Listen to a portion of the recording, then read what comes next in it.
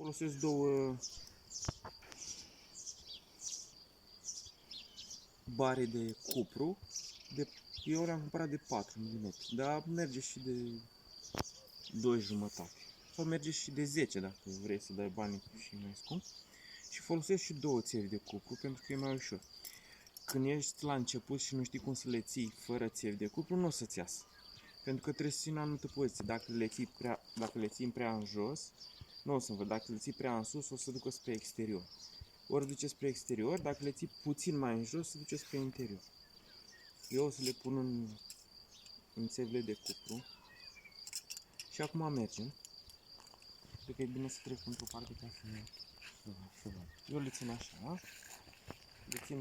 Poți să le ții și mai apropiate, acum în funcție de cum îți merge ție.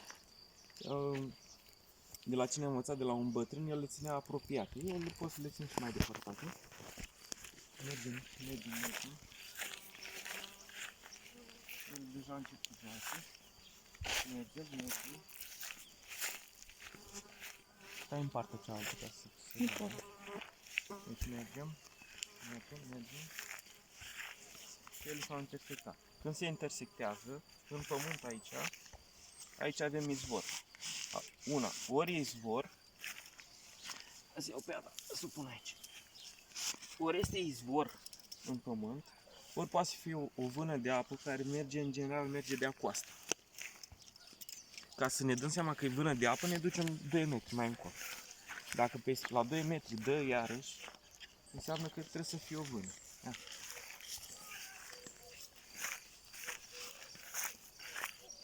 Deci a dat și aici la 2 metri. 2 metri în dreapta, 2 metri în stânga.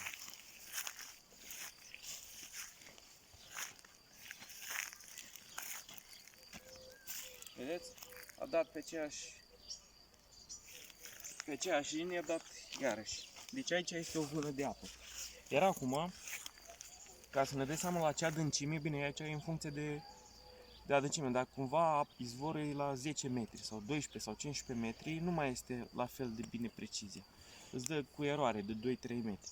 Dacă izvorul este la suprafață, să spunem că e la 2-3 metri, îți dă cu precizie destul de mare, poate jumătate de metru, 30 cm.